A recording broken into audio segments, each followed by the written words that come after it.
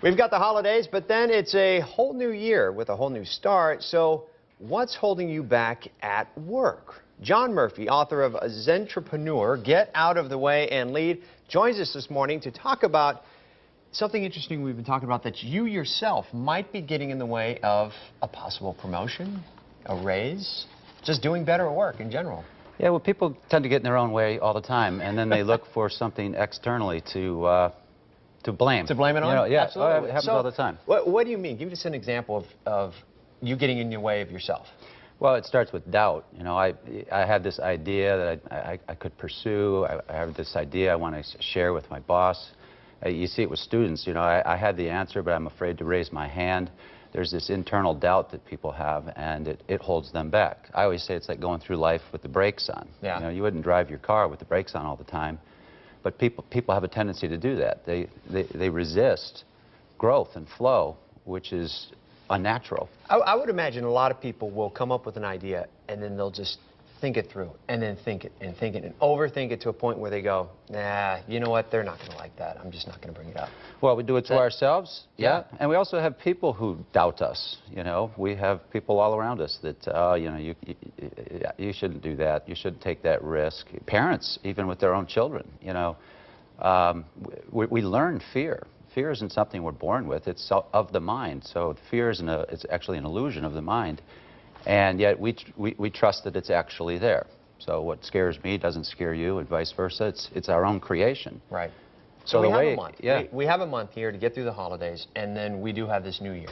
Yeah. You know, possibly with a new start. What tips do you have to help us push that doubtfulness behind and go and possibly put us in that direction to more pay? Well, there are a lot of tips. One tip would be to take your foot off the brake, you know, okay, so to speak. Let go of that resistance and just allow yourself to play a little bit with simple questions. What if? You know, so the book Zentrepreneur, each chapter begins with a very simple question that challenges us just to contemplate. So, for example, chapter 1 is what if?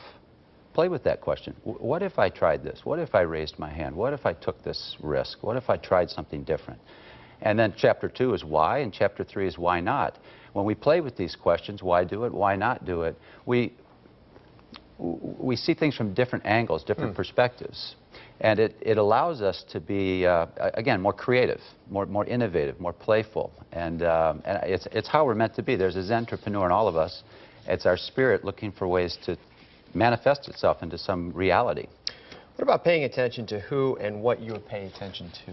That's another one of your tips that we had on that. Yeah, I think that's critical, because so often we're paying attention to people who really don't know what they're talking about, what they're doing.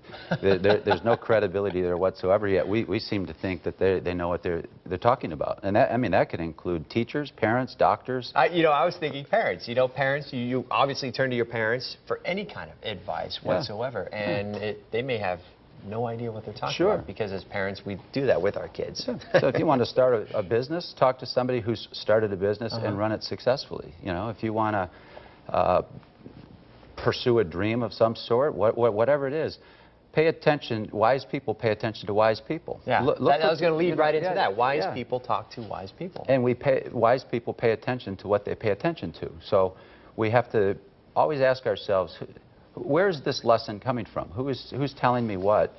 And it could be anything from diet to exercise to career to financial planning. Do they really know what they're talking about? Very interesting. It's when you look at people who've been very successful, they've surrounded themselves with people who are very successful. Yeah. Yeah. And they've taken chances. You know, they think it through, but they don't overthink it to a point where they say, nah, forget it, I'm not going to do it. Well, one last tip is they don't believe in failure. There is no failure if I've learned something from the attempt. So it's like in baseball, you take a swing at the ball, and sometimes you hit it and sometimes you don't. That's not failure if you miss it. That's just it's an undesirable outcome, but you know, I'm going to take another swing at it. It's only failure when we give up. It's only failure when we That's a very good point, John. We put our spirit in a cage. Great point. John, where can people find your book?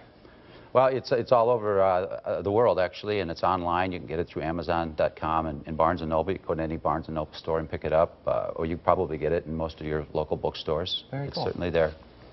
Thanks, Ryan. Nice talking with you this morning. Yeah, thank really you, Ryan. You coming in. Yep, and good morning, Arizona. Thanks.